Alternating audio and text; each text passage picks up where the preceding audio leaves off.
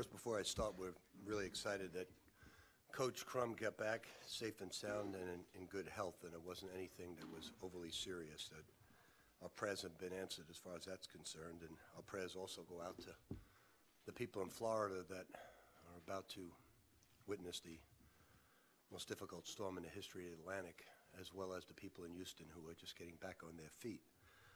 Obviously, this press conference has nothing to do with the NCAA or what's happening down the road, and I appreciate you not mentioning it because we have nothing to say about it and nothing going on with it. This is more about the schedule that we have, as well as the tri-captains that were elected by the coaches and the team. They all voted. I was very surprised but excited to see that Anas Mahmoud got the most votes. Each player in the team, it was near unanimous with Anas. And then obviously Dang Adele and then Q. Also getting votes were Ray and VJ. So we're going to need that type of leadership. Our practices, our conditioning have gone great this summer. It's been very exciting and refreshing to see such an incredible attitude of guys gaining strength, losing body fat. They have dedicated themselves over the summer like nothing I've seen. And last year we had the #1 schedule degree of difficulty in the country, and this year I think it's going to be much the same with the ACC conference being very strong, as well as the non-conference schedule with the likes of Seton Hall, a top 25-30 team, Indiana, Memphis in the Garden, and certainly Kentucky. Who did I leave out? I left one really strong, at Purdue, in the Big Ten ACC Challenge. It's strange. Sometimes when you face adversity, it's strange how it works out. We've had our best recruiting in my 17 years here, in the last couple of years, and it's only getting stronger following. We also got very lucky with Stephen Enoch, a 6'10", 255-pound, very talented young man, transferred from Connecticut coming in. We could not have recruited a high school basketball player as well developed as him, and as well as with Donovan Mitchell leaving, having Tuggs come in, and Brian's just been a big lift to us as well, filling that void. So we're super excited for Donovan as well as the young men coming in here, and we're ready to get started, and we'll practice on October the 1st. We just finished one of our 40-minute practices, and it also went extremely well.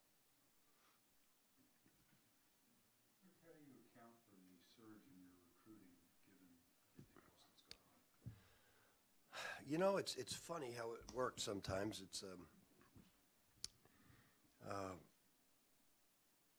Sometimes there's no explanation, but I think that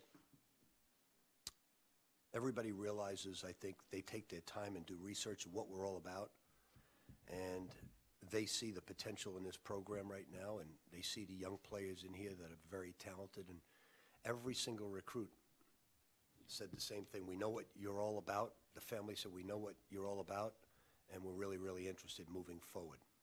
And that's really refreshing for us who've been through a lot of torment with what went on. Is there any more dedication or energy on your part in the recruiting process?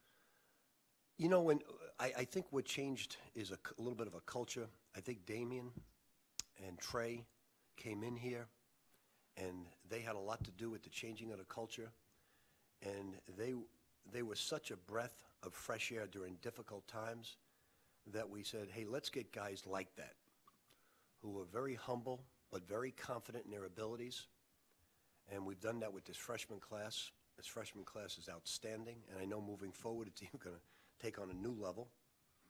But, you know, when adversity hits, you really got to make sure it doesn't affect moving forward. You learn from the past. You don't live in it. But moving forward, certainly you've got to make sure that it's even better than what you've had, and I think we've done that. In that regard, can you just kind of speak on your staff of what the guys that have helped you put this together in the last couple of years? Well, continuity is really important. Obviously, we've had over 30 assistant coaches move on, and sometimes you're very happy for them, but it hurts continuity. And that's where the so-called operations guys or the graduate assistants, a guy like Jordan Fair, for instance. Mike Bellato leaves. He had a lot to do with our future in recruiting, but Jordan Fair comes in, and he's a big-time recruiter. So it fills that void right away, and that's really important for continuity. Speaking of continuity, how do you react to the proposed transfer rule? Well, I have to say, in the last 4 or 5 years, I've witnessed a lot of great things that the NCAA has enacted. Great things with the meal plans, with the travel for the parents. This is probably the worst piece of proposed legislation I've seen in my lifetime. And it wouldn't be bad for the University of Louisville, but it's terrible for Miami of Ohio. Somebody has a young man that suddenly blows up, and he's at a mid-major school. This would kill mid-majors. Anybody who blows up and say, you know what, I can go play at Duke, Carolina, Louisville, Kentucky. Let me transfer to a bigger level. It also gets AAU coaches and sneaker companies involved in trying to promote their player.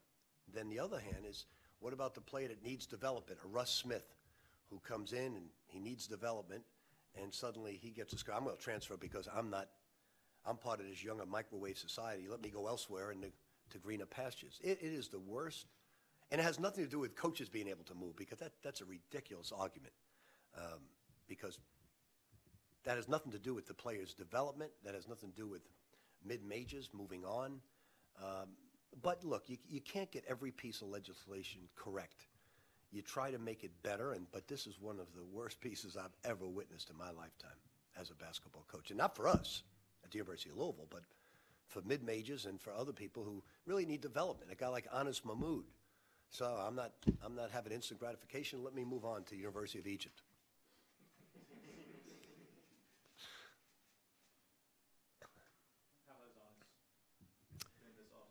He's about 235 pounds. I'm really pleased with him. I'm super excited. Ray Spalding has gone from a good basketball player. He's about 80% of the way to greatness. The 20% is not the physical. 20% is personality on the court. That when he's open, commanding the ball, yelling for the ball, and doing things like that. All our guys have gotten significantly better. In the freshman class, Jordan Wara has been great of late. Tuggs has been awesome of late. Malik is coming on. Obviously, Lance and Darius a little bit behind because they're learning different positions right now.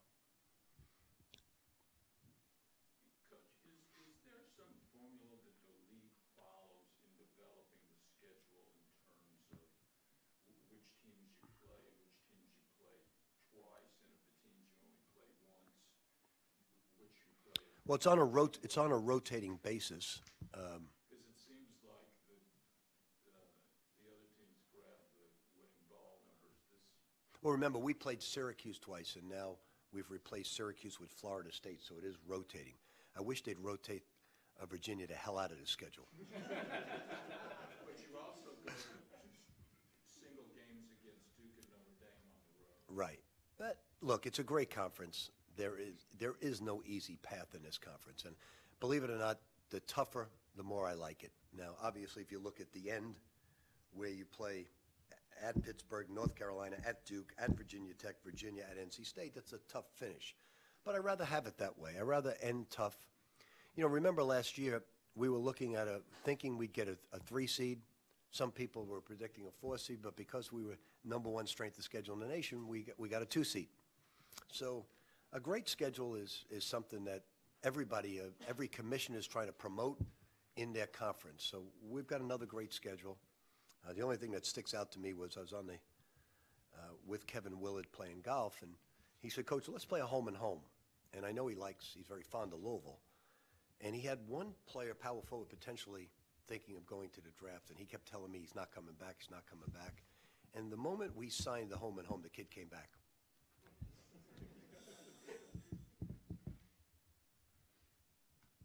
So he thinks he's going to have quite a good basketball team.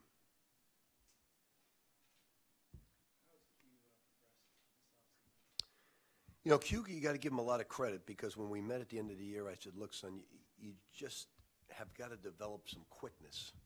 to your game. And he got together with his family and hired a speed coach.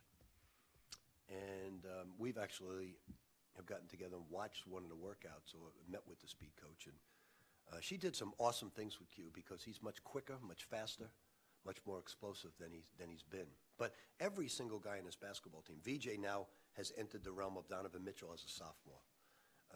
Dang Adele is a dominating basketball player in our practice.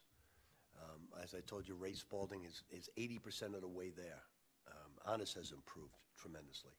So they've all gotten significantly better with a very strong freshman class. It's the most athleticism I've had since I've been at Louisville. Now, I'm not comparing it to the championship team or another Final Four team. I'm talking about pure athleticism. This is what I had in my last 3 or 4 years at Kentucky in terms of athleticism, length, speed, quickness.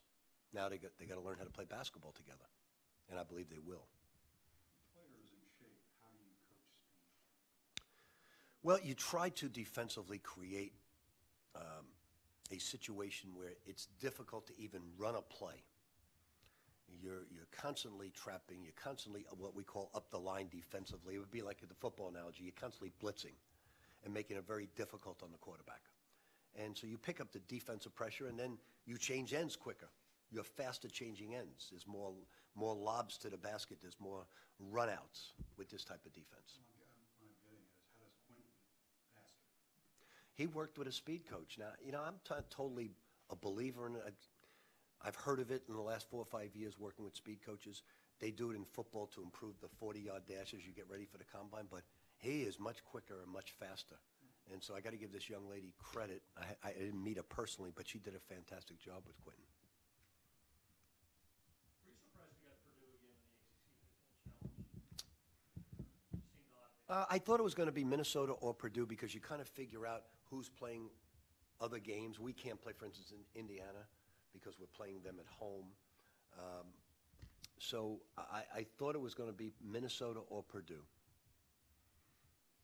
Either one is fine. So you talked about your freshmen last year while they were recruits, and now you've seen them here on campus. Now, just any further thoughts? It's a great class. It's a great class. What I like most about Jordan and Tuggs is they really, for freshmen, know how to play the game. They understand. Now, Jordan was incredibly out of shape. As I said last time, he came in here with a high percentage of body fat, and he's 9 now. Going from 20 to 9 is a great summer. But he knows how to play the game, so does Tuggs. Malik is learning how to play the game, but very gifted talent. Darius and Lance just need time because Darius has to learn a position, multiple positions, and Lance has to get physically stronger. And Stephen Enoch was one of the best pickups of the summer. You'll be very impressed with it. He's allowed to play red-white games, right? Red-white games, Steve. Yes. And exhibition? Not exhibition. No, okay. Say it again. I'm sorry. I'm just saying, I guess you'd seen him play at Connecticut. He didn't play a whole lot. They went with a defensive center, but here's a young man, 6'10", 255, who goes out to the three-point line and shoots it as well as any front court player, better than any front court player we have on our team, and he's 255 pounds, and an awesome young man. The people who've watched his practice are just blown away with his improvement and his development. Any weight update on Honest? He's about 232, 233. Yeah, now we've got to maintain it. We're trying to get him to 235 by October 1st and just maintain it, which I think we can do. And, right now we haven't been concentrating on starting lineups because I think it'll change 15 times this year. But I can see either Ray or Honest at the 5, and then Dang at the 4, VJ at the 3, Tuggs at the 2, Q at the 1, or Jordan at the 3. It's just going to change, but we're so athletic we can switch at all 4 or 5 positions, which is exciting because Ray can get out there and guard anybody. Under the recent rules, I know you've been able to have individual workouts during the summer and then group workouts. With the schedule moving forward from back in the day, when do you all actually start? Well, like this week we didn't do individuals. This week we did 3 40-minute practices. And just to put in our pressure defensively, put in a couple of sets offensively, and get them used to playing together, because we're so young. We've never played this many freshmen at once. So we want them to get indoctrinated into what we're trying to do. So essentially, you all have, is there not a point when you can practice together more hours? October 1st. October 1st. Is Ding back healthy? I mean, since his He looks great. You know, sometimes injuries help certain players, so he went a good month just dribbling with his left hand, and it has really made him a complete basketball player. I believe he goes more left now than he goes right. And so injuries sometimes can help in the development of a basketball player.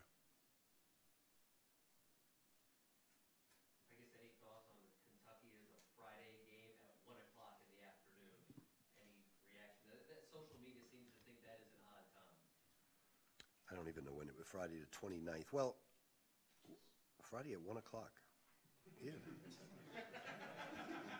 it is weird. Yeah, that is.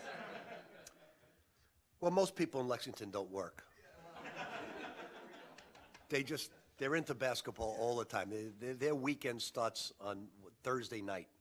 So they're going to take off. Believe me, it'll be packed. I got a bunch of texts. Yeah, it is. Day off to watch that. You know, I know that it would be intercession and it's holiday season. It is a strange time. I didn't even notice it until you brought it up. I've not seen that, but look, it'll be a great game. They've got a terrific team. We'll be, as you know, you've read, we have the #1 campus from a beautification standpoint. I'm sure you've all seen that. Kenny got it out to you. So UK needs to work at that a little bit. What was behind the preseason game with Simmons College? I've been close with Reverend Cosby since I came here, and he is doing a great job with inner city kids in making sure they are developed to their full academic potential and their athletic potential. And then I'm really blown away with the coaches, just both who have been great players here, taken on that job, both men's and women's basketball. And Adidas, I've asked them to do me a major favor. It's the first time I've asked Adidas for help since I've been at Louisville to outfit the team, and they've done that, and we're excited about that. And Simmons I said to Reverend Cosby, look, we will play you, but just make sure you give your coaches a chance to develop the program so it's competitive. And he said, Coach, you just make sure you're ready. That was his answer to me, and I found that very motivating. And he's an awesome individual. He's just an awesome, awesome leader in his community. And we've you know, I've met some, from Bob Russell to Pastor Malone to Reverend Cosby, just some great leaders who are part of the spiritual community, and they do a great job here in the community, and we're excited to be part of it. And two of our alumni are coaching. How did you get Adidas to buy in? Well, I don't know if you saw the TNT thing they did on them. Did you see that? I sent that to them, and I said, this man is trying to do great things in the city. I said, you're going to get very little out of it, but there's some things you do in life that you get little out of it, but it impacts one of your #1 brands in the University of Louisville, because we're behind them. I know Tom is. I know I'm a big part of rooting for them as well. Can you forecast, I guess, the backup point guard position, what you're thinking there, who's involved, and how that... You know, we could go 3 different ways. We could, right now, if you said to me, Ryan McMahon has a leg up on the position because he knows everything, and Darius is just feeling his way around. But Tuggs has played the point at 6'8" in high school. He's played it, so he can move back there depending on who you're playing. If you're playing a team that's pressuring you full court, you may not go, but get it up against anybody. From a versatility standpoint, who is Tuggs kind of remind? I mean, because he can play 3 different positions. He's the type of basketball player that you can't go into one practice or one game and have a great appreciation for him. The more you see him the more you realize he's got a great aptitude for the game. He can post up, he can score, he can pass, he can handle. He really is multidimensional in terms of his skill level. But so is Jordan Wara. Like Jordan Wara yesterday in practice, you know, he probably never played defense in his life, and yesterday had 6 steals in a 40-minute practice. And because both Tuggs and Jordan have a very high basketball IQ, and you need to play as a freshman. Obviously, Dwayne's on scholarship now, but you lost David. Did such great things from that walk-on spot. What about the other 2 guys? And just talk about Dwayne and how he's developed this. Well, Dwayne's not a walk-on. I mean, Yeah. he's on scholarship now. Yeah. But how has he developed? And then you talk about the 2 walk-ons. He is. There's not a whole lot of difference between our starters and Dwayne. I could see him starting every now and then, you know, because he's a physical presence. He's improved his offense. The other 2 guys, Joe and Jacob, are going to be like David when he was a freshman. They're going to add a lot to our practice, but they're not going to play a whole lot. Do you have any personal reminiscences of Rolly Messina or Jed? Yeah, I got hired at Providence, and Dave Gavitt, who I was close to, called me and said, would you like my seats at Rupp Arena for the Georgetown-Villanova game? And I said, yeah, I'd love them. And I saw that game, and I was blown away by that game. I just sat there with my eyes bug-eyed. It was one of the most incredible games I've ever witnessed in person with great seats. And what year was that? That was 85, yep. I just got the job. And it was an awesome basketball game by a great coach. And then I entered the league when Rolly won that championship. And we had some interesting dynamics at our league meetings. Because you remember, you got Boeheim, PJ, Louis Carnesecca. You had Roy Chipman at the time, John Thompson, Rolly. It was an incredible league for a young coach to enter. And he was a fabulous basketball coach from a half-court standpoint, offensively as well as defensively. And our prayers are with his family because he was one hell of a basketball coach. Memories of Jed Heathcote? Yeah, I do have memories of Jed Heathcote. I was Jim Boeheim's assistant coach. I think I told the story once before. And Jim, you know, tends to get upset at the media from time to time. And I remember Marty Burns, we won the Carrier Classic against Michigan State. Irvin was a freshman, I believe, and he had an awesome game. I think he may have had a triple-double. And Jim Boeheim, the media voted for MVP, and they gave it to Magic. And Boeheim went into the press room and threw a stat sheet at 2 of the local writers' heads. It was only paper, but he threw it at their heads and just yelled, "Marty Burns deserved the MVP," because we won the game. And it turns out Marty had a very nice career at Syracuse, but Magic went on to do some special things in the game. And Judd was the coach at the time. Anything else? You mentioned the hurricane. You have a house there. 2, yeah. What kind of precautions? How tough is it? Oh, it's going to be very, you know, I waited a year and a half to finish some construction on my home, and my son lives right on the ocean in a very small house in Fort Lauderdale. So he's on his way now driving up to Tampa, and I don't even know if that's safe with my other son. So, you know, I don't think